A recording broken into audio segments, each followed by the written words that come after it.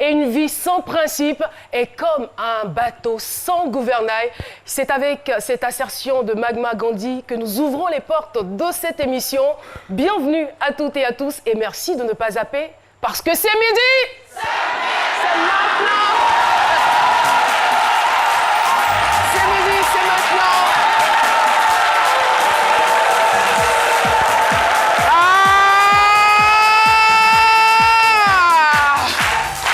Nous sommes dans notre rendez-vous habituel, le rendez-vous de la mi-journée qu'il ne faut pas du tout rater. Et c'est avec un grand bonheur qu'aujourd'hui, de façon exceptionnelle, je me retrouve avec Alexandre Branger. Ça va? Contente de vous avoir ici aujourd'hui. Et puis juste à ma droite, oh là là, ce doyen. Je ne peux pas vous dire le mot, sinon vous serez choqués. Je l'aime comme c'est pas possible. Le doyen, bienvenue les bas. Déclaration d'amour en direct. Doyen, bienvenue les bas. Bienvenue dans notre émission. Merci. Je vous aime également. Oh là là, c'est réciproque. C'est tellement beau l'amour. Quand c'est réciproque, on y reviendra. Paulus Agathon, recevez ses salutations depuis ses locaux. Paulus, salut!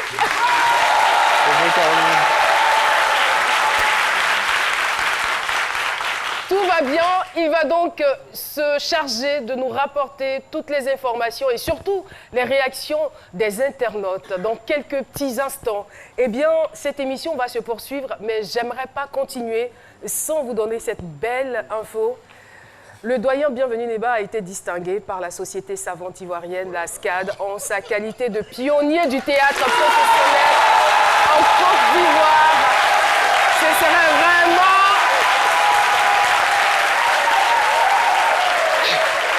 Ce sera un crime de lèse-majesté que de ne pas mentionner cela. Oh là là. Et nous croulons depuis un certain moment sous le poids des distinctions.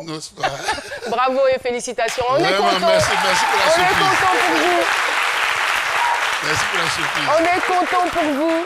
Et aujourd'hui, nous allons recevoir un artiste. Il est à l'origine de la Jet Set. Vous allez le découvrir dans quelques instants. Et son histoire nous en dira plus sur son implication dans le mouvement Coupé-Décalé. Mais le thème retenu aujourd'hui, je vous le donne tout de suite et maintenant. Je devais mourir à l'âge de 33 ans. Décidément, cet âge. Serge Défalé est notre invité témoin du jour. Merci de l'accueillir.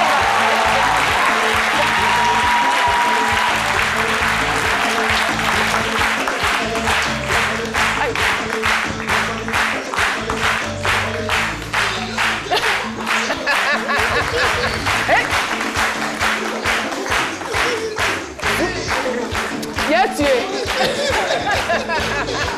Merci beaucoup, merci public de vous rasseoir. Serge Défalé, bonjour et bienvenue sur notre plateau. Merci, bonjour. Alors, je vous invite, très chers téléspectateurs, à regarder avec vous, bien évidemment, cette biographie partielle de notre invité. On se retrouve dans quelques instants.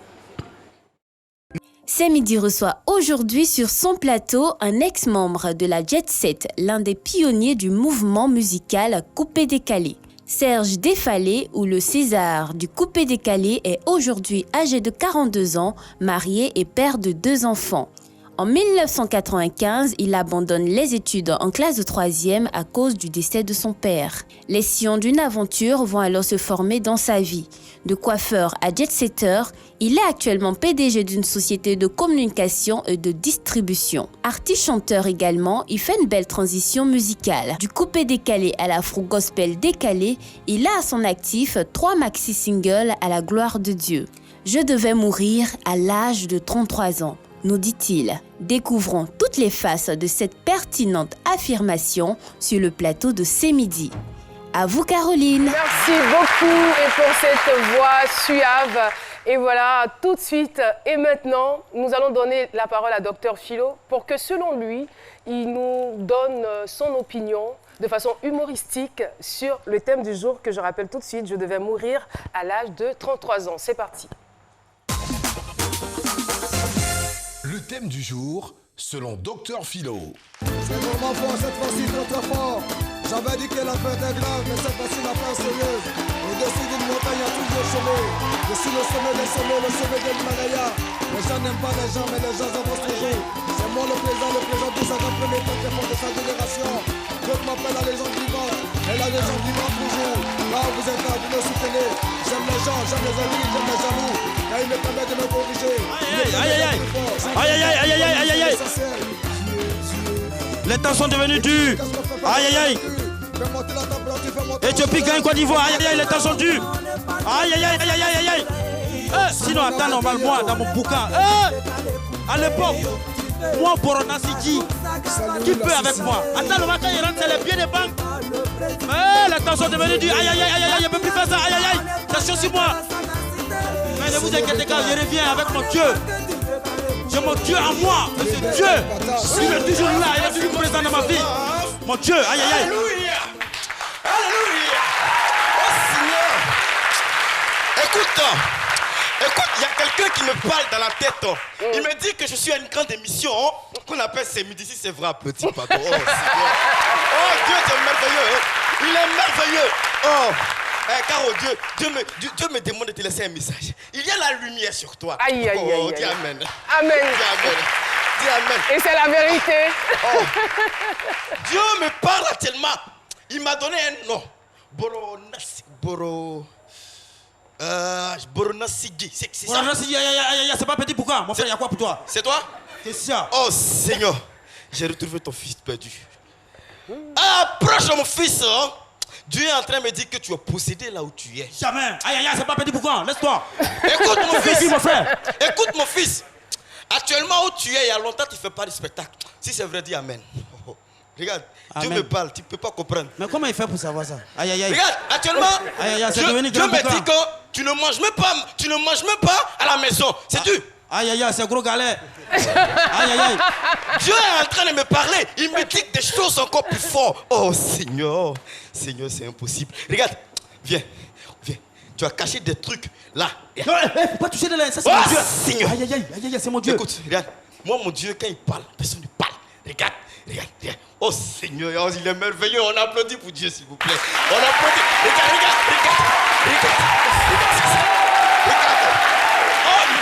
Oh, mais c'est voué à l'échec. C'est ça, avec mon Dieu, ça ne peut pas t'envoyer quelque part. Change de vie, mon fils. Change de vie. Regarde-moi ça. Regarde, viens. Tu vas danser à la gloire de Dieu, tu seras libéré tout à l'heure, mon fils. Regarde, c'est la danse de la libération. Et quand je fais comme ça, que tu attrapes, regarde, tu vas commencer à tasser. Allez, tu tasses. Allez. Ah! Oh, regarde. Oh, Seigneur.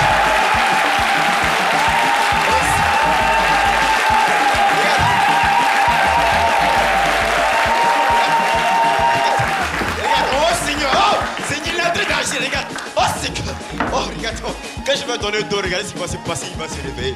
Oh, dis amen, pardon. Oh Seigneur. Bravo. Mais c'est où? Ça va? Caro. Ouais. Apparemment. Ouais, Serge Défalé. Ouais, c'est mais on lui. était ensemble de l'autre côté, tu m'as devancé.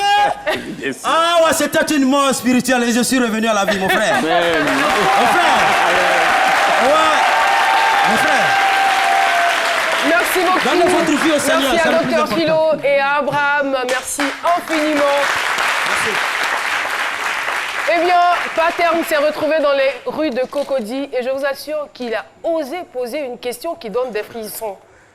Si l'on vous communiquait la date de votre mort, que feriez-vous? C'est parti. Chris Paterne à Sémian, c'est votre opinion.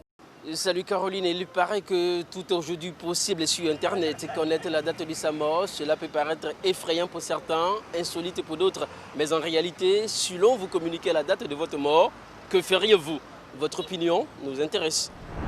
Dans un premier temps, sûrement que ça va te traumatiser un peu, ça va te mettre mal à l'aise, mais après, tu vis en fonction, tu calibres ton existence en fonction. Si c'est dans un bref délai, à mon avis, on fait l'essentiel de ce qu'on doit faire. Si il arrive que quelqu'un te dise que voilà, tu décèdes tant, faut avoir vraiment la tête sur les épaules. Là, tu fais référence à ton Dieu. Je pense que c'est Dieu seul qui connaît la fin de tout le monde. Donc, je pense que ce sont des sottises. Je ne crois pas en cela. Et... L'amour, c'est voilà. Ça peut arriver. Hein? On peut dormir et puis aller mourir. C'est le Seigneur seul qui peut dire la mort déjà. Le Seigneur seul. J'aurais peur. J'aurais tout le temps cette idée dans la tête. Quand on dit je vais mourir tant. Quand on dit je vais mourir tant. Quand on meurt, on sait qu'on doit mourir un jour, mais c'est le jour qu'on ne sait pas. C'est un peu un chemin en fait. Ah vraiment, ici en tout cas dans tous mes états. Hein. Bon vraiment, bon, il ne sait pas comment il voit la chose quoi. Il ne sait pas comment il pense ça. En tout cas, il ne serait pas content. À moins c'est d'être frappé par une malédiction, mais il faudrait y croire. Caroline, nul ne peut prédire la mort de l'autre. Nous, voici midi, on continue de célébrer la vie. À vous, le studio. Merci infiniment. Et nous savons tous que la mort est notre futur et notre avenir le plus certain. C'est donc un impératif pour nous de bien vivre, de bien gérer ce trésor que nous avons, qu'est la vie, tant que nous sommes sur cette terre. Serge Defalé, bienvenue sur le plateau de ce midi encore une fois. Merci, merci. Je remercie tout d'abord, avant tout propos, je tiens d'abord à remercier l'Éternel Dieu Tout-Puissant parce que c'est par sa grâce que je suis là sur ce plateau aujourd'hui. Et je tiens à dire que tout ce que je dirai sur ce plateau soit que pour la gloire de l'Éternel Dieu Tout-Puissant, pas pour la mienne. Alors, Serge, c'est en 1996, alors que vous étiez âgé de 19 ans, que vous avez décidé d'aller en France à l'aventure. Bien sûr, ça n'a pas été facile dans les débuts. Quand je suis arrivé à Paris dans les années 96, tout d'abord, le lendemain de mon arrivée, j'étais hébergé par des amis dans un squat. Un squat, c'est-à-dire une habitation qui n'est pas dans les règles de l'art. Donc, 2 jours après, la police a débarqué dans le squat et ils nous ont mis dehors. Donc, du coup, je me suis retrouvé déjà à la rue. Au bout du 3e jour, j'étais déjà à la rue. Donc, la stratégie que j'avais trouvée pour m'héberger, je prenais le métro, je faisais les stations les plus longues. C'est-à-dire, je prends le métro d'une destination à une autre destination qui peut durer au moins 1h30 et je dors sur tout le trajet parce qu'il fait plus chaud dans le métro. Et dans la nuit, j'allais dans des endroits plus chauds qui veillaient jusqu'au matin parce qu'il y avait des cadres, des lieux et tout ça, donc je restais là. Ça a duré 2-3 mois. Voilà, j'ai commencé mon aventure en France comme ça. Et dans la journée, je mangeais ce qu'on appelle la soupe populaire. La soupe populaire, c'est les lieux où on donne la nourriture gratuite. Et je me lavais dans les toilettes publiques de Châtelet et tout ça pour être toujours propre. Parce que j'étais quelqu'un qui aimait être beaucoup propre. Donc, à la suite de ça, un jour, j'ai rencontré un ami. Avant cela, je veux dire, puisque lorsque vous étiez à Abidjan, vous étiez coiffeur et vous gagnez très bien votre vie. Oui. C'est en thésaurisant de l'argent même que vous avez pu payer votre billet d'avion, tout cela. Voilà. Mais je veux dire, quand vous arrivez, que la situation est si difficile, est-ce que vous n'appelez pas votre mère pour lui dire « Ah, maman, il faut que je revienne parce que ça ne va pas du tout ». Si, je ne rentre pas dans les détails parce que c'est un peu long. Donc, sinon, j'appelle mes parents, effectivement. J'ai dit à ma mère « Ah, je vais revenir parce que le business que j'ai en Côte d'Ivoire à l'époque, en 96, le salon de coiffure peut me rapporter facilement entre 30 et 40 000 francs CFA par jour. Donc déjà, c'était une somme assez consistante parce que je pouvais faire ce que je voulais. Je m'habillais comme je voulais, j'ai acheté des chaussures chères, je faisais ce que je voulais. Et donc, laisser ce business-là, qui me rapportait autant d'argent par jour, bon, après, j'ai dit à ceux qui étaient là de donner un peu d'argent à ma mère pendant qu'ils travaillent là. Donc, du coup, j'ai dit, bon, je vais essayer d'évoluer pour voir comment je peux gagner plus ma vie. Donc, ma mère m'a dit, ah, mon fils, tu es déjà parti. Essaie de te débrouiller comme tu peux. J'ai dit, OK. Donc, c'est ainsi, l'aventure a commencé à Paris. J'ai rencontré une personne que j'avais aidé dans le temps quand il était à Abidjan, parce qu'il était malade, mais il était français. Donc, quand j'ai rencontré, j'ai dit, mon frère, j'ai trouvé le problème, je suis à la rue. Il m'a pris, il m'a dit, bon, ah, comme tu m'avais aidé quand j'étais à Abidjan, viens, allons chez moi. Mais ici, si tu n'as pas de papiers, tu vas avoir des problèmes. J'ai dit, effectivement, quand je vois la police, je me cache. Il dit, ah, c'est un peu difficile. Bon, tiens, voilà mes papiers, voilà mon nom, mais cherche un boulot. C'est là que je suis devenu ce qu'on appelle un immigré clandestin. Parce que tu es là, mais sur une autre identité. Parce que je n'avais pas. Donc, je prends les papiers de ce dernier et je commence à c'est là que je commence à être en mouvement. Vu que maintenant, je peux bouger, je commence à voyager et franchement, ma vie commence à prendre une autre, ça change un peu. Je commence à être plus propre, à être plus bien, je m'habille bien. Et voilà, je commence à sortir un peu. Serge Defalé à Paris, on commence à entendre mon nom dans les années 97. Voilà. En ce moment, 98, il y avait ce qu'on appelait le coupé cloué. Ce n'était pas encore le coupé décalé. C'était le coupé cloué. Mais voilà. Déjà, avant d'y arriver, c'est par le biais du mariage que vous avez pu régulariser votre situation. Non, c'est après cela, j'en viens. Dans l'élan du coupé cloué, dans cette fougue, je rencontre une jeune fille de qui je tombe amoureux et on a un enfant. Et comme elle est française, je deviens maintenant ma carte de séjour parce que je suis père d'enfants français, ce qu'on appelle un ayant droit. Donc c'est comme ça que je régularise ma situation. Et là, de là, je commence à travailler dans le transport. Je monte une société avec un pote qu'on appelle Egg Trans Express. Avec votre propre nom maintenant? Oui, là je suis à mon nom. D'accord. Là je suis à mon nom. Et en l'an 2000, je viens maintenant à Abidjan pour la première fois en vacances avec mes papiers et tout, en l'an 2000. Donc je viens au quartier, à la race, tout le monde me voit, c'est des falaises de retour de Paris, j'envoie des paires de Weston, le Parigo. Voilà. J'imagine vous imaginez, le voilà, boucan, hein. le Parigo. Le boucan voilà. du Benguis qui est de retour après 4 ans. Voilà. Donc, à mon retour sur Abidjan et sur Paris, en l'an 2000, je vais maintenant un jour sur le boulevard Sardou Saint-Denis pour me coiffer. Et là, je fais la rencontre de Doug Saga. Il m'approche, il me dit, ah, dis-moi mon frère, c'est Serge de Falais. J'ai dit, oui, je te vois, tu t'habilles bien, on parle de toi ici, moi j'aimerais qu'on soit des amis. J'ai dit, mais on ne se connaît pas. Moi, ici, venu à l'aventure, toi tu as l'aventure, tu as fait quelle amitié? On est venu chercher l'argent, mon frère, cherche pour toi, moi, il cherche pour moi, il avance. Il me dit, non, il faut qu'on soit des amis, donne-moi ton numéro. J'ai dit, bon, ok. Je lui donne mon numéro et j'avais voyagé, j'étais parti en Suisse, donc j'étais en roaming. Donc il m'appelle à chaque fois, mais je ne décrochais pas. Mais lui, pour lui, c'était du genre, je me foutais de lui, donc il me laissait des messages, il m'a laissé plein de messages. Et j'étais avec Lino Versace. Je dis, mais Lino, il y a un gars qui m'appelle, me laisse des messages à chaque fois, je ne sais pas ce qu'il me veut. Mais quand on va rentrer à Paris, on va gérer ça. Et en même temps qu'on arrive à Paris, c'était en 2000 fin 2001. Il y a le groupe Anti-Palu. Denis, Pierre, Bolabani. À l'époque, ils sont arrivés à Paris pour un spectacle. Étant donné que nous, on n'avait pas la possibilité de pouvoir voir nos artistes du bled, parce qu'il fait froid, on a des problèmes. Donc le fait de les voir, on a eu cette motivation ce jour, on dit non, on va sortir, on va les gâter le coin, comme on dit, on fait le boucan là. C'est-à-dire aujourd'hui là, on va tout mélanger dans la boîte. Donc, c'est dans cet esprit-là qu'on part à l'Atlantique. J'étais avec Lino Versace, Las et 2 autres amis. Et je croise Doug Saga à l'entrée de la boîte. Donc quand on se voit, on se croise, je le salue, il me salue froidement et puis à un ton énervé. Il était avec son cousin Chakoul que je connais bien. Donc je dis, mais Chakoul, ton cousin, il a quel problème? Chakoul me dit, ah, je ne sais pas, il dit non, que toi, tu es foutu de lui. J'ai dit, oh, mais il n'a qu'à laisser ça. Donc du coup, moi, il vient m'asseoir. Et Anti-Palu, quand il commençait à chanter, ils m'ont appelé, je me suis levé, j'ai donné un billet. Dès que j'ai donné le billet, lui s'est levé automatiquement, il a donné notre billet. Donc je le regarde et je vois qu'il me snob. On dirait qu'il veut mettre ça dans une histoire de concurrence. Donc je me suis levé encore, j'ai commencé à donner des billets. Lui aussi, il donne, je donne, il donne. Donc lui, non, c'est devenu... Voilà. Donc c'est dans cet exercice de style que le coupé-décalé commence à devenir une polémique dans la ville de Paris. On dit il y a des jeunes qui comme on le dit, voilà. Comme on le dit à Djamé, c'est vraiment vous les Ivoiriens, vous aimez les yeux. Voilà. Donc c'est un mouvement des yeux, voilà. En fait, non mais ça. Franchement, c'est-à-dire que quelle est cette attitude ostentatoire? Vous allez dans un pays étranger justement. Pour vous chercher et vous amuser comme ça avec on est rentré d'un amusement parce qu'il y avait ce manque-là, de la chaleur du bled. Donc c'est ainsi, la semaine d'après, Chakoul m'appelle, me dit, mon cousin veut te voir parce que avec tout ces bruits-là, viens, on va discuter.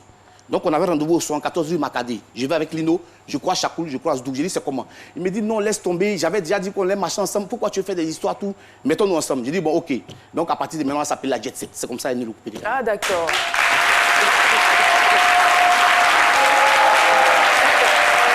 Voilà, ça fait quand même du bien de revenir sur l'historique, sur les origines de la Jet Set, du coupé-décalé. Voilà. Alors, à partir de cet instant, dès que vous vous mettez ensemble, qu'est-ce que vous faites pour faire prospérer le mouvement? Là, maintenant, on devient, si vous voulez, un peu comme des personnes extraordinaires. On ne s'habille plus comme les gens de Paris. Après, on a d'autres potes à nous, on a d'autres amis de d'autres amis qui nous rejoignent, avec qui on était déjà, on marchait déjà pratiquement ensemble, mais on ne faisait pas les choses ensemble, donc on se rejoint. Donc on commence à taper les vêtements que vous voyez, les vêtements que étaient connus le coupé-décalé. Est-ce que c'était vraiment différent, on va dire, des vêtements des Congolais? Oui, non, pas trop, mais nous, on avait créé un style à nous, qui était un peu le style qu'on appelle aujourd'hui fashion, parce qu'on ne connaissait pas les fashions en ce moment. D'accord. Donc voilà, donc on était très fun, très fashion et tout.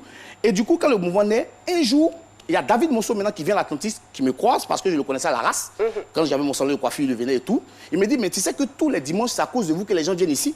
J'ai dit, mais pourquoi? Il dit, mais vous êtes différents. Votre manière de vous habiller, votre manière de danser, vous avez des pas bizarres. À chaque fois, les gens parlent de ça en ville. Vous jetez de l'argent quand les artistes passent. Mais qu'est-ce qui se passe, votre truc là? J'ai dit, ah, nous, on ne sait pas. Nous, on fait ça pour s'amuser. Ce n'est pas pour quelque chose.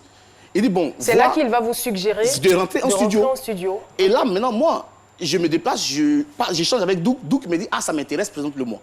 J'ai dit, ok, donc je présente Doug à David. Doug rentre en studio et il sort le titre Sagacité. Aïe, aïe, aïe. Voilà, c'est Sagacité. Bon, on compose le titre. Entre nous, il dit, ah, mais c'est ça, moi, il ne sait pas chanter, on fait comment? Il dit, mon frère, si c'est chanson, tu ne vas pas l'écrire pas. C'est quoi on fait, la prend, tu mets dedans, avancer. C'est tout. Il y a une danse qui a été créée là. Sagacité, oui. puisqu'on y est en même temps dans le feu de l'action, je vais vous demander à ce moment-là, tout ce jeton, tout cet agent de travail provenait d'où? Bon, parmi nous, il y a certains qui travaillaient, d'autres faisaient leurs affaires. Après, moi, je parle de moi, ma vie. Tu vois, je ne suis pas quelqu'un à parler. Bon, pour vous, là, qui était où? Moi, je travaille avec Trans Express. Je faisais transport livraison. Il y a des témoins qui sont là. Il y a des moments où je sortais de l'Atlantique le matin et je prenais mon camion pour aller travailler. Mais il y avait des activités un peu louches. Oui, il y avait d'autres activités parallèles. Mais c'était le mouvement où c'était pas non. Après ça c'est la polémique. C'est parce que c'est les choses sur lesquelles on ne voulait pas rentrer. C'est quand tu lances un mouvement, tu ne veux pas trop étayer sur la polémique. Donc, c'est dessus, plus ou moins que voilà. Donc, après ça, comme vous avez su, il y a eu Doug Saga qui est tombé malade en 2006. Quand il est tombé malade, ça a duré 8 mois, il est décédé. Et justement, c'est-à-dire que normalement, avec vous, on peut ne pas poser de questions et puis aller pour le témoignage. Mais justement, je veux qu'on revienne au cœur du sujet, puisque le thème nous dit aujourd'hui que vous devriez perdre la vie à 33 ans. Voilà. Comment c'est arrivé? Bon, lors du décès de Doug Saga, il y a eu une remise en question. Parce que tu as un ami, vous faites des choses ensemble, vous êtes dans un mouvement qui prend le monde. Et du coup, le gars, il décède. Tu vas à la morgue, tu vois son corps. Mon frère, il faut être qui tu veux. Tu vas commencer à réfléchir. On rappelle qu'il est décédé à l'âge de 33 ans. À l'âge de 33 ans. Donc moi, du coup, j'ai eu une peur. Parce que, spirituellement, je ne connaissais rien. Je ne partais pas à l'église. Je ne partais ni chez les mystiques. Je ne faisais rien. J'étais, comme on dit dans le jargon, un poulet sans propriétaire. Moi, je marchais comme ça. C'est qu'un sûr, j'étais sage, il fallait, je croyais en moi. Ça, c'est clair. Et en ce que je savais faire. Donc, du coup, Doug est décédé. Donc, les questions se posent. Donc, autour de nous, les gens commencent à envoyer maintenant des informations. Ah, il a vendu son âme au diable. Ces médicaments, ils ont lancé ça. Bon, toi, le petit parigot, tu es venu d'Abidjan dans ton coupé décalé, tu ne comprends pas tous ces Français qu'ils disent là. Donc, moi, ça ne m'intéresse pas. Il y a un qui me dit maintenant de là, ah, mon frère, votre affaire là, c'est compliqué. On va partir au Bénin, ils vont faire un truc pour te protéger là-bas. Parce que tu as vu que Doug Saga est mort. Parce qu'il y avait quand même la psychose. Mais la psychose s'est installée, ça c'est clair. Parce que tout le monde a vu le boom national que ça a été. Jusqu'à un point où tout le monde a repris ça dans le monde entier. Mais si tu es concerné et que là tu ne commences pas à te poser des vraies questions, c'est que le problème même c'est toi. Voilà, parce que avoir un problème là, c'est quand tu ne reconnais pas que tu as un problème, que tu as un vrai problème. Donc du coup le gars est couché là. Non, voilà ça. Donc moi il commence à méditer. Parce que moi je suis quelqu'un qui toujours en train de penser, ah, le gars là est mort, mais qu'est-ce qui se passe? Mais on est dans quoi même? Donc le gars en question, qui était à côté de moi, qui était un de mes gars aussi, me dit non, laisse-moi faire pour toi. Ben, j'ai dit mon frère, moi il m'a à Paris, hein. J'ai des conseils, j'ai des trucs qui m'attendent là-bas, vos histoires des médicaments, moi je suis pas dedans. Tes propositions là, moi il m'en laisse ça tomber. J'arrive à Paris, le gars insiste, il m'appelle. Il me dit bon, je suis au Bénin, je ne veux pas grand, je ne veux pas l'argent, rien, donne le nom de tes parents. Ah! J'ai dit mais mon frère, c'est que tu allais faire au Bénin là-bas, là. Fallait gérer tes trucs, pourquoi c'est le nom de mes parents, toi tu veux? Il me dit non, mais il te dit, on fait un sacrifice pour toi. Tu as eu un mouvement là, comment ça y est, 2 jours là. On parle de toi, on dit tu viens de faire le grand journal en France. Tu as des conseils aux États-Unis, tout le monde parle de ça ici. Hein. Donc si tu ne fais pas attention, ils vont te lancer. Hein. J'ai dit mais qui peut me lancer? Dans le milieu là, bon, il faut laisser tes histoires là. Donc finalement, moi, vous allez finalement, je lui donne le nom de mes parents au téléphone. 2 jours après, la mère de mon fils me regarde et me dit sors de la maison. Sans raison? Sans raison, sans aucune, c'était bien sans raison. Elle me regarde comme ça. Elle dit, Serge, sors d'ici. J'ai dit, mais qu'est-ce que je t'ai fait, cette fille? Je suis là. Mais il y a quoi? Je vais voir sa mère. Elle dit, elle ne veut rien savoir. J'appelle les tantes. Tout le monde. 1 mois, je négocie. Elle dit, j'étais dit de sortir de la maison. Et finalement, vous vous retrouvez où? Je me retrouve dans la rue. Comme quand je venais d'arriver en France. Donc là, quand je me retrouve à la rue, je me dis, attends. Est-ce que tout de suite vous faites le lien? Non, je ne fais pas le lien. Parce que dans ce sens-là, même ta réflexion même est diminuée. Parce que tu ne dois même pas trop réfléchir. Donc je ne fais pas le lien. Parce que tu es dans un truc, donc ça tape même sur ta réflexion. Donc du coup, je sais, je ne fais pas le lien. Je dis, mais attends, qu'est-ce qui m'arrive? Qu'est-ce qui se passe? Je ne peux pas vivre comme si je viens d'arriver à Paris. Après près de combien d'années? Non. Même malgré ça, je prends mon mal. Moi, je suis quelqu'un de beaucoup battant. Donc je me lève, je trouve un appartement. Ça se sent dans votre façon de vous exprimer. Je me bats, je trouve un appartement. Et je prends l'appartement et tout, je reste dans l'appartement. Après, je dois aller faire un concert aux États-Unis et ma carte de séjour était à 2 jours de péremption. Et le concert, c'était le week-end. Donc, je regarde, je dis, ah, comme j'ai un peu de difficulté, c'est une histoire de près de 4 000 $, 2 millions de francs CFA. J'ai parti prendre ça rapidement pour revenir. Donc, le gars en question, il quitte maintenant Abidjan, il vient me trouver à Paris. Il vient chez moi à la maison. Il est là, je le berge encore dans ma maison. Il est à Paris, c'est pas il va rester, il le prend, il le berge dans ma maison. Il me pousse, il me dit, va, faut partir. Va, faut partir, va, faut partir. Donc il dit, ah, s'il rate l'avion, ça peut être compliqué pour moi. Il dit, va. Je vais. Je finis le concert le lendemain, j'arrive à l'aéroport. Je monte dans l'avion, je suis assis. L'avion quitte le hangar un peu. Après, l'avion s'arrête, il retourne au hangar. Donc, je suis assis, les gars parlent anglais dans le truc. Les gentlemen. J'ai dit, mais qu'est-ce qui s'est passé là? Donc, il touche un gars, il dit, mon frère, qu'est-ce qui s'est passé? Avion là, c'est comment?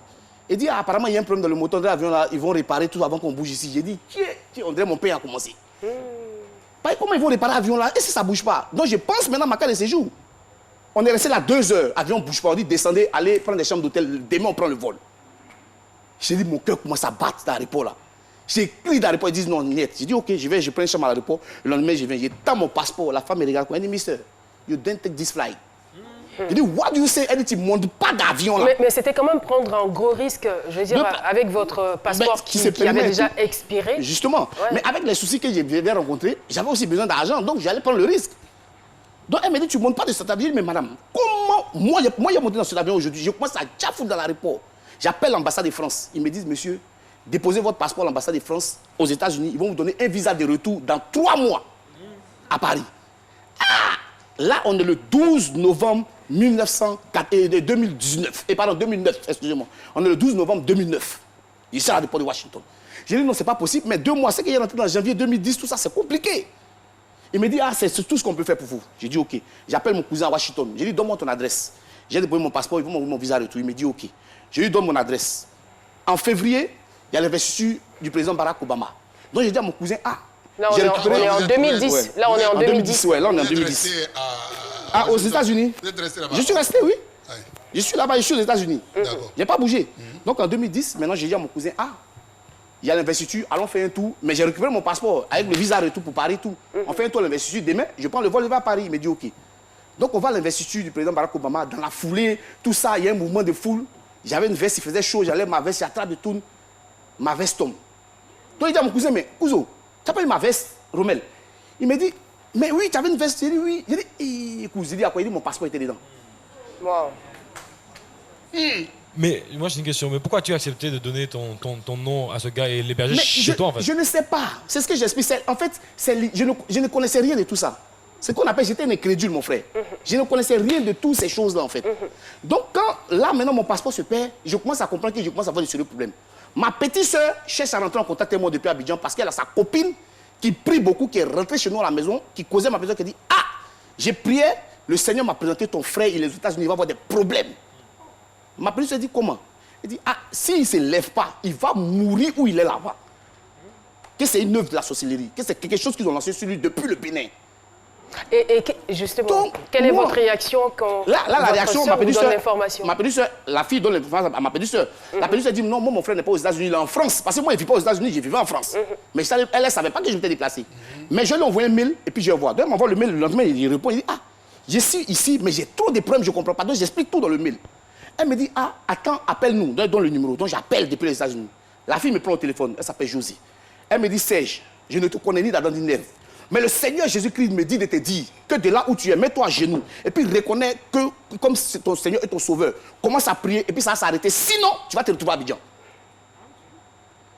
Vous allez obéir ou pas? J'ai dit, c'est qui Jésus-Christ? Moi, si Serge Défalé, toi tu parles de quoi au téléphone là? Vos histoires d'état, ici un boucantier. Donc, ce que toi tu dis là, moi, je ne fais même pas ça même. Laisse ça. Moi, c'est un boucantier très très fort. Il sait te faire le monde entier. Tu parles de quoi? Que Jésus-Christ. Elle me dit, ok. Moi, il t'a dit, mais là, c'est toi qui vois. Il dit, oh, pardon, là. Je vais à l'ambassade de Côte d'Ivoire. Il dit, bon, je veux un visa, je vais refaire mon passeport, tout ça, aux États-Unis. Hein. Il me dit, ah, monsieur, on est passé à l'étape biométrique. Hein. Si vous voulez un passeport, vous devez vous rendre à Abidjan. Oh, mais Abidjan, c'est ce qu'elle a dit, là. Mais comme ça, hein. Paye mon billet, j'ai fait un laisser-passer. J'ai descendu à Abidjan. Mais le jour où j'arrive à Abidjan... Vous allez quand même avoir une autorisation pour sortir? Oui, oui, j'ai fait un laisser-passer. Mais le jour où j'arrive à Abidjan, je ne préviens personne. Parce qu'en général, je ne suis pas le genre de personne qui dit ces choses. L'avion arrivait à Abidjan à 2 h du matin. À 2 h du matin, la fille en question était chez nous à la maison, au domicile de mes parents. Elle arrivait, toute la maison.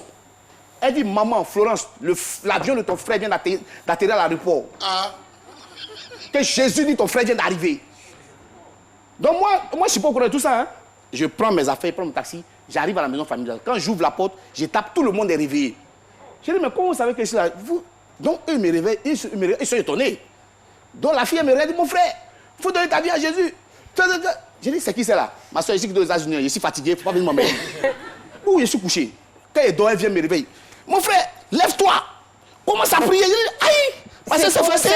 Oh, pardon là. Les mains dans palabre. Elle dit, mais il était parti, n'écoute pas. Le lendemain, 2 jours après, quand on se croise dans la maison, quand on se croise, hey, mon frère, il dit, hey, qu'est-ce qu'il y a même? Tu veux quoi même? Elle dit, non, mais écoute-moi, elle dit, oh, pardon là. Il met dans palabre jusqu'à la fille même, elle ne pouvait plus, non, elle a quitté la maison. De là, j'avais 32 ans quand cette histoire s'est passée. En 2009. J'allais sur mes 33 ans. Et ma date de naissance, c'est le 4 avril. Et comme j'étais à Abidjan, j'avais toujours mes connexions de concert, j'avais sorti un son tourbillon. Donc, j'avais un concert au Bénin. Dans le même Bénin, on m'a invité pour un concert. J'arrive au Bénin le jour de ma date de naissance, le 4 avril, pour le concert. Je suis à l'hôtel, à midi, j'ai faim. Donc, je descends de l'hôtel, je veux marcher. Et le même jour du 4 avril, c'était la Pentecôte. Donc, il y avait un chemin de croix. D'accord. À midi, vous avez faim, là, il est 12h30. Et nous avons soif de pub.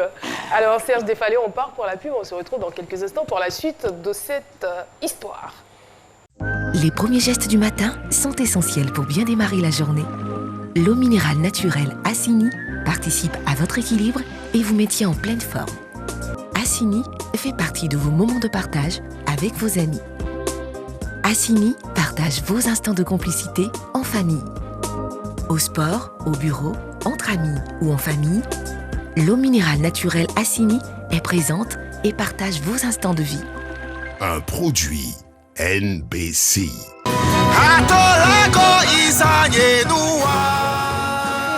Le César du coupé décalé, Serge Defalé est donc notre invité témoin du jour. Mais qu'il me soit permis de saluer le public dans ce studio, les Amazones de la paix. Les Amazones de la paix sont avec nous. De quel côté? Vous avez oublié votre nom ou quoi? La présidente est Madame Annan Pélagie et c'est l'anniversaire de Madame Begré Elvire. Joyeux anniversaire! Woman Force One, de ce côté-ci, bienvenue. La présidente, c'est Madame Fondio. L'investiture du réseau, c'est le samedi 23 novembre à 14h à Koumassi. Bonne chance. Nous saluons également l'Union des étudiants du Gontougou et du Boukani. Gontougou et Boukani. Monsieur Krakwadio Amadou Gérardo, bienvenue à vous. Et le fan club, c'est midi. Merci de votre fidélité. Alors, Serge Defalé, nous parlions donc de cette mort spirituelle. Voilà. Pour emprunter le langage religieux. J'avais faim et je sors pour aller manger. D'accord. Et ce jour-là, c'est la Pâque, en fait. Il y avait un chemin de croix. Donc, je traverse le chemin de croix et je sens une forte présence sur ma personne qui me met à terre. Donc, je tombe. Quand je tombe, ceux qui sortaient faire le chemin de croix, ils me soulèvent, monsieur, est-ce que ça va? Je dis, c'est pas, il y a quelque chose qui vient de me traverser. Ils disent, mais vous êtes sûr que ça va? Je dis, c'est pas tout. J'étais un peu étourdi. Mais toujours, quand tu ne connais pas, tu ne sais pas, c'est quelque chose qui vient de se passer à l'instant même, le jour de mon anniversaire où j'avais mes 33 ans. Donc j'ai fait le concert, ça se passe bien et tout. Je rentre sur Abidjan, je continue mes activités et ça commence à remonter. C'est-à-dire le Serge Defalé que je commence à reprendre la même hauteur, la même dimension. Les mouvements bougent, j'achète une nouvelle voiture. En tout cas, tous mes trucs bougent, tout était bloqué à un moment. Et le temps que je pouvais repartir à Paris, il y a eu la crise en 2011. Donc je suis resté sur place. Après la crise, j'ai dit, bon, le pays se relance. Attends, j'ai lancé mes activités, je sors un nouveau son, Boitouma. Donc je suis encore en fouka dans la ville, je suis dans mon boucan. Oh, des falaises. Un moment, boum, je tombe malade et je commence à m'enfler. Je suis là, je m'enfle seul. Vous à la avez fait maison. les examens? J'ai fait l'examen, je vais à l'hôpital, je vais partout, je demande qu'est-ce qui se passe. Ma soeur, tout le monde dit non, qu'il y a quelque chose qui ne va pas. Entre la fille qui avait quitté la maison, là, je la cherche. J'ai dit, mais Florence, et ta camarade là, elle est où? Elle dit, ah, mais elle est partie au Ghana. J'ai dit, et c'est là, il faut que je... Donc je l'appelle. J'ai dit, allô, ma soeur. Je commence à m'enfler jusqu'à mes yeux veulent se fermer. Qu'est-ce qui m'arrive? Elle me dit, depuis qu'elle te parle, tu ne veux pas écouter, tu es revenu encore. J'ai dit, mais... Mais là, vous croyez sincèrement que c'était fini pour vous? Non, parce que là, maintenant, là, non. Là, quand elle est en train de me parler, elle me dit, ah, Dieu même va te parler. J'ai dit, ok. J'ai fait un songe. Je me vois dans le songe, je suis couché. Et je vois des visages avec des larmes autour. Les gens ont des larmes aux yeux. Donc, le songe m'a énervé quand je me suis réveillé. J'ai dit, mais attends, c'est qu'elle a fait de les gens pleurent sur moi. Non, mais pourquoi?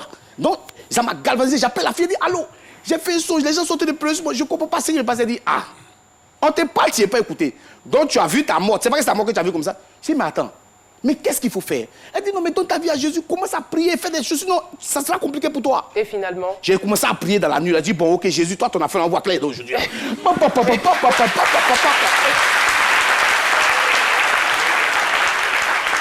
Donc, pendant que je priais, je commençais à sentir que je commençais à me désenfler un peu.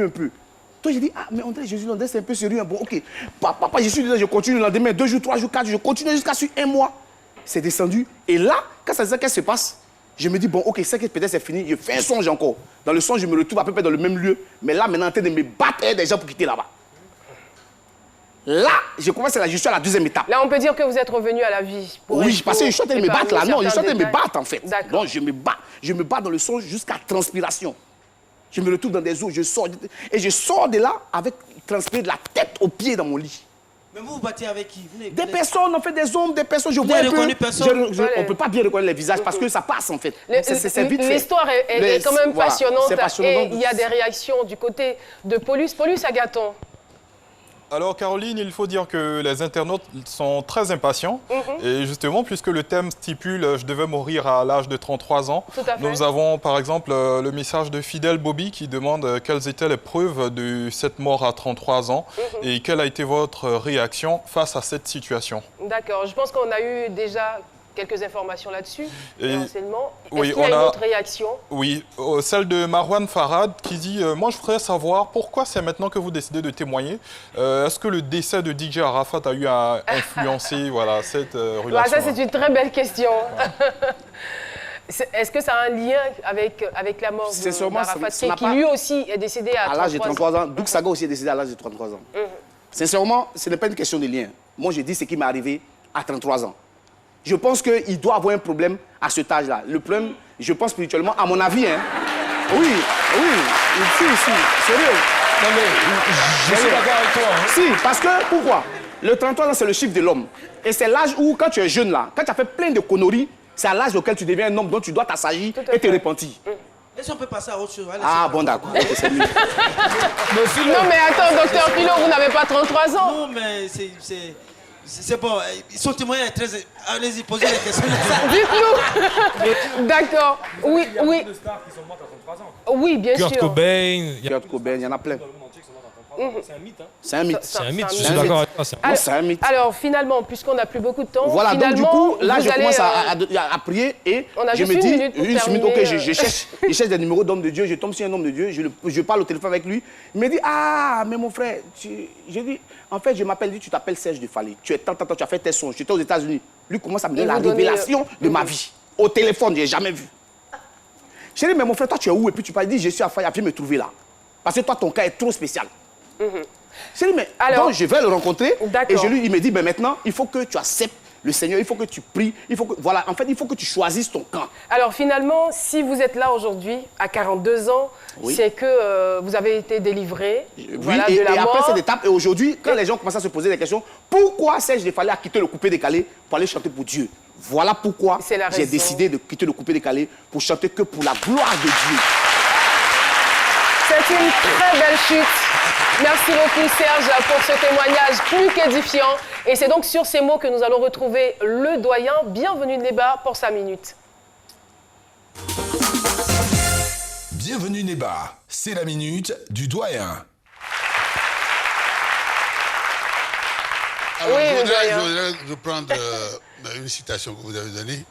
Une vie sans principe est comme un bateau sans gouvernail. Tout à fait. Serge Defalé n'avait pas de principe. Il n'avait pas de principe et en plus il était très incrédule. Or la vie est une belle aventure. Mais ces chemins sont multiples. Quand vous êtes dans un chemin, Dieu merci pour les croyants, Dieu a mis des gens certaines personnes qui ont le pouvoir de comprendre, d'avoir des révélations. Il ne faut pas être fermé, entièrement fermé. Il faut se laisser guider par sa foi, quelle que soit sa foi. Je ne prêche pas pour une paroisse, je ne prêche pas pour une église. Mais quand on est musulman, il faut pouvoir faire confiance à cette foi-là et progresser par rapport à ça. Sur ce, je vais vous raconter une petite anecdote en 2 secondes. J'ai ma voisine, il y a longtemps, qui est musulmane, dont la mère est venue, elle ne me connaissait pas. Et un matin, ma voisine frappe à ma porte et me dit que ma maman te dit de faire un sacrifice. je suis catholique, chrétien. Faire un sacrifice, il faut faire un don à quelqu'un et puis il faut prier. Parce que, bon, je dis, c'est quoi cette histoire? Moi, bon, je n'ai rien dit à ma voisine, j'ai dit, j'ai compris. Puis quand elle est partie, ça m'a tracassé, je suis allé voir un prêtre. Je lui ai dit, voilà ce qui se passe. Il m'a dit, ah, il y a des gens qui ont des révélations, mais comme tu n'es pas musulman, demande des messes. Demande des messes, ça va compenser ça. Et j'ai demandé des messes. Quelques années après, la dame est revenue. Elle m'a dit, ah bon, tu as fait ton sacrifice, je vois mieux ton visage maintenant. Ça veut dire qu'il y a quelque part, il y a la réalité, il faut avoir la foi. Et suivre sa foi. Je pense que ce problème que vous avez eu, c'est parce que vous avez hésité. Dieu merci. Vous chantez maintenant pour la gloire de Dieu. Amen. Merci beaucoup, le doyen. Bienvenue les voir. Alors Serge Defalé-Bois, j'aimerais savoir, est-ce que vous avez réussi depuis lors à impacter certains artistes ou certains amis dans le milieu? Bien sûr, parce que ça fait cette histoire, elle a démarré il y a 5 ans. Et depuis près de 5 ans, mon Facebook, je ne parle que de Dieu, je ne parle de rien d'autre. Tous ceux qui sont amis avec moi sur Facebook le savent. En dehors de parler de Dieu, oui, je rencontre, si, bien sûr. Vous sentez le changement? Est-ce qu'il y a beaucoup de choses que vous faisiez auparavant que vous avez arrêtées? Oui, moi personnellement, il y a beaucoup de choses que je faisais auparavant que j'ai arrêtées. Vous êtes toujours dans le milieu de Oui, dans la le showbiz, nuit? je travaille, je fais mes affaires, tout. Mais est-ce que c'est compatible? Non. Ça ne vous amène pas à violer certaines règles, certains principes? Ça dépend d'où tu sors. Si tu ne sais plus d'où tu sors, là, tu peux t'amuser. D'accord. Moi, je sais d'où je sors. Merci infiniment. Voilà. Merci beaucoup. Et bon vent pour la suite. On vous souhaite une belle carrière. Mais récemment, j'étais en concert, j'étais en guest star au Palais de la Culture avec Excel. Grand concert, 4000 places. Les gens ont pu voir les réactions quand j'ai commencé à chanter. Bravo. Parce que quand je chante pour la gloire de Dieu, je chante vraiment de mon cœur. Comme Atolago Isayenoa Zezeo Ayena Yujibaje. Merci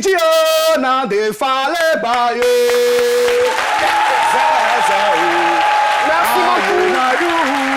Une fougue et un zèle mis au service du Seigneur. Merci beaucoup Serge Defalé d'être venu partager ce témoignage avec nous. N'hésitez surtout pas à nous appeler au 22 01 0000 pour participer à cette émission. Sur ce, nous allons retrouver quelqu'un, voilà, un des nôtres qui était donc à la cérémonie de la Vissa.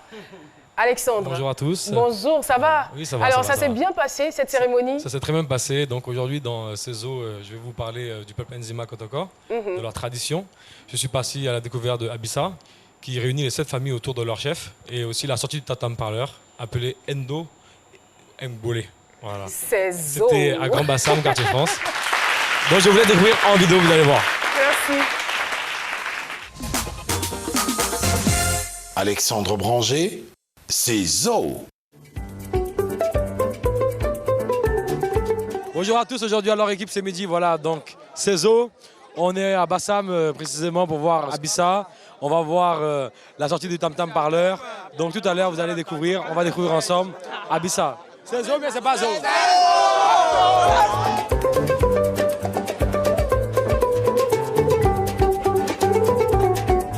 Je suis avec le chef des jeunes de Nzima, de Côte d'Ivoire.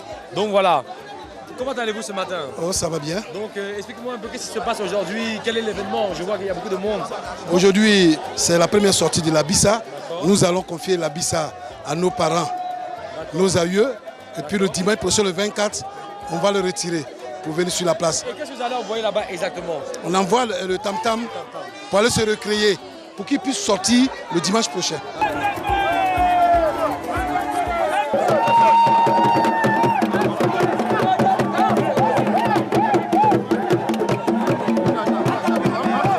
Voilà, là on est dans la partie tradition. Donc Abissa, CESO.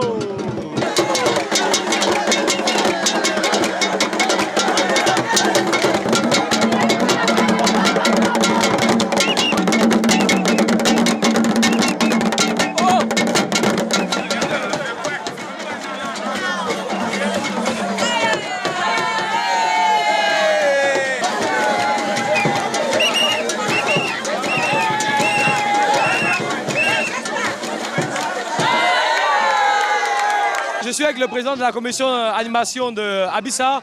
Donc, monsieur, dites-moi, qui est le peuple Nzima? Le peuple Nzima, c'est un peuple qui vient d'Anyanya, à l'Égypte. Anyanya, à l'Égypte, qui a atterri au Ghana. Et il y a un homme qui est venu vers la Côte d'Ivoire et qui sont installés à Bassam. Donc, ce sont le peuple Nzima, le Kotoko, les grands Bassam. D'accord, donc aujourd'hui c'est le show, c'est Abissa, la sortie et l'ouverture d'Abissa, c'est ça? Voilà. On appelle vraiment le Cédou.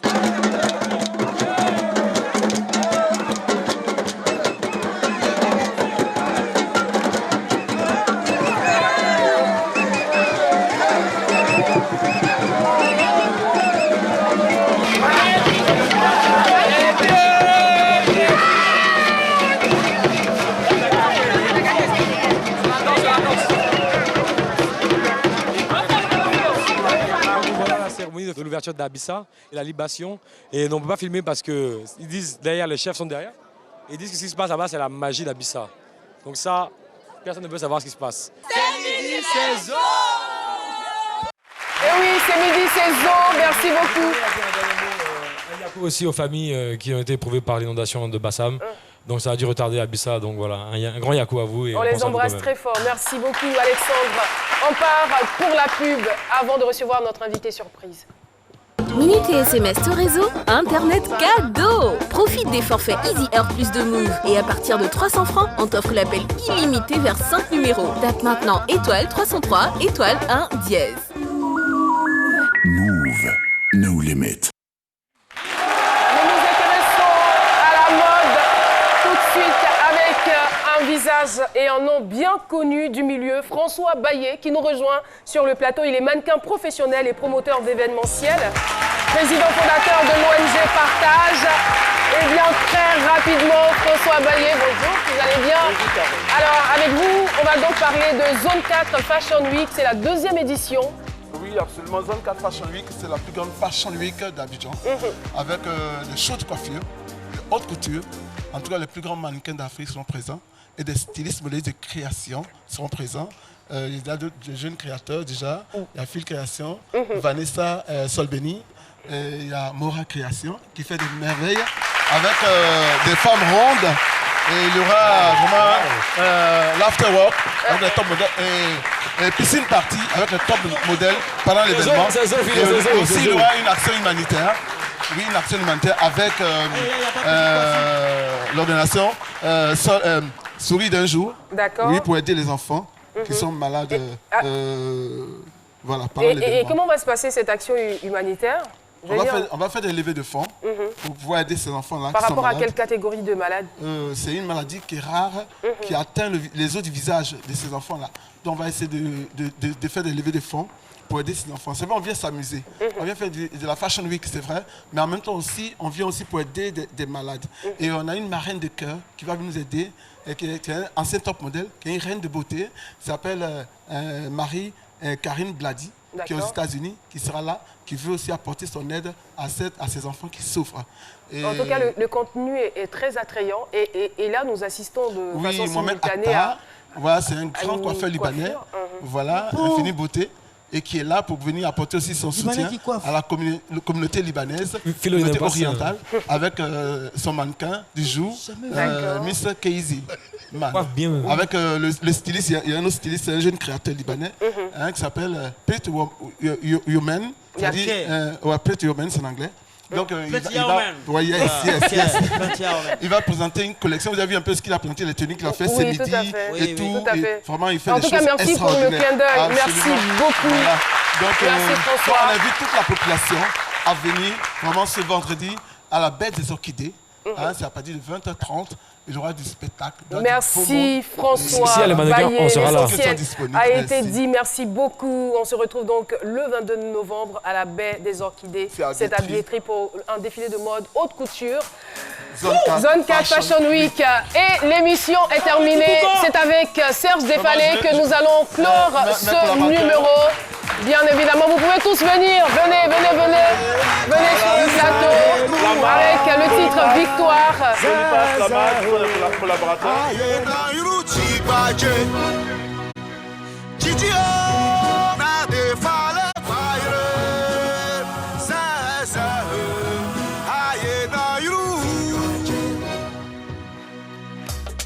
Tout le monde.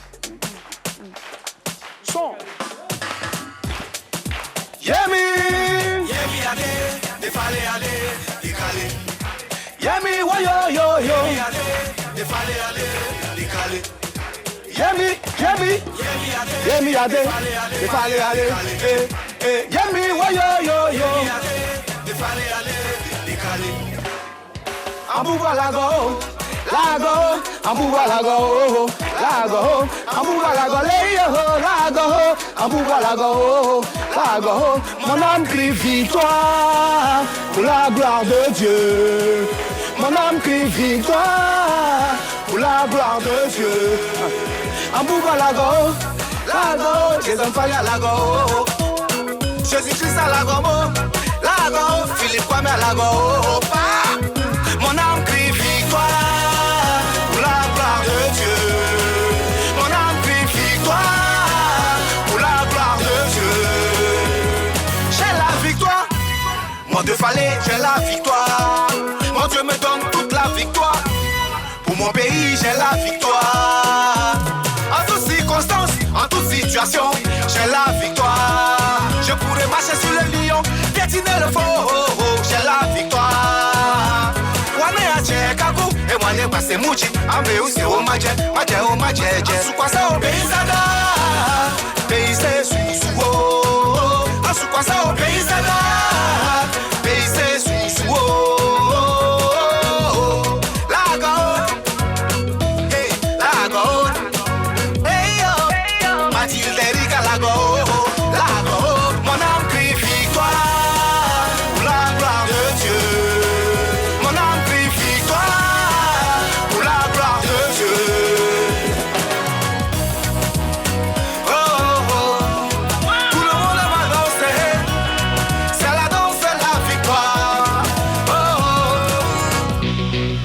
L'autorité vient de Dieu. Apprêtez-vous car c'est là tout va commencer. Brrr. Ils ont échoué. Ils ont échoué. Tous les il faut mal pleurer. Pour ton mariage, plus de blocage.